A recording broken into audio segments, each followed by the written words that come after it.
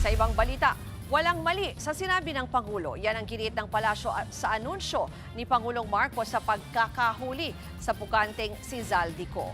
At live mula sa Malacanang, may Express Report si Maricel Halili. Mase, ano ba itong paglilinaw ng isang linggo pa itong napag-uusapan yung pahayag ng Pangulo tungkol dyan sa kay COE? Ano ngayon ang pahayag nila?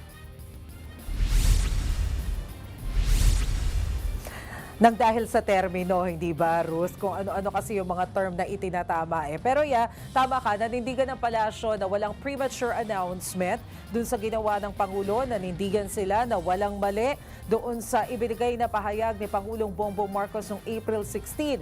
Tungkol nga dito sa pagkakahuli sa pugante na si dating Ako Bicol Party List Representative Zaldico. Binigyang diin ni Palace Press Officer Claire Castro na hindi fake news at hindi rin premature ang anunsyo ni Pangulong Marcos na nahuli na si Zaldico. Ang nahuli raw ay hindi nangangahulugang naaresto. General term daw kasi ang nahuli na pwedeng ang ibig sabihin ay napahinto, na-stop o na-prevent. Ni minsan daw hindi ginamit ng Pangulo at ni Jose Castro ang salitang aresto. Nang malaman nilang ayaw ng Czech Republic na gamitin ang salitang aresto, ay agad nilang itinama ito partikular sa artikulong inilathala ng official website ng Presidential Communications Office noong April 16.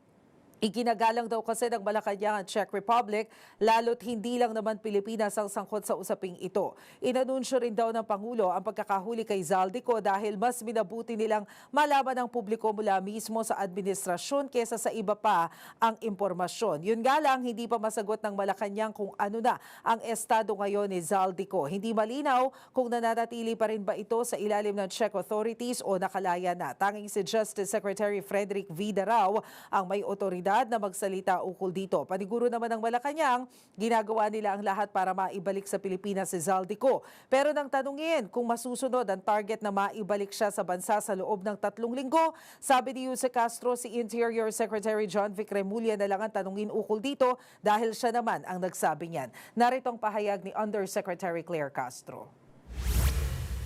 Ang nahuli na salita ay very general. So kapag nahuli, pwede nating sabihin na napahinto, na-stop, na-prevent sa pagkilos, at hindi mali ang Pangulo sa kanyang inulat noong April 16. At sinabi pa nga niya dito na we are in close coordination with the Czech government to ensure that all legal processes are followed and to arrange for his return to the Philippines at the soonest possible time. Dahil yun ang nais ng Pangulo. Kaya makikipag-coordinate sa Czech Republic.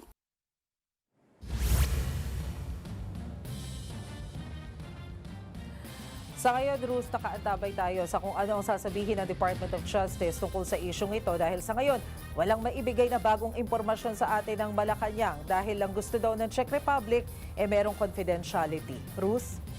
Yan po ang Express Report ni Maricel Halili. Mga kapatid, Ruth Cabalco, para sa mabilis na pasada ng mga balitang dapat niyong malaman, mag-follow at mag-subscribe sa social media pages ng News 5.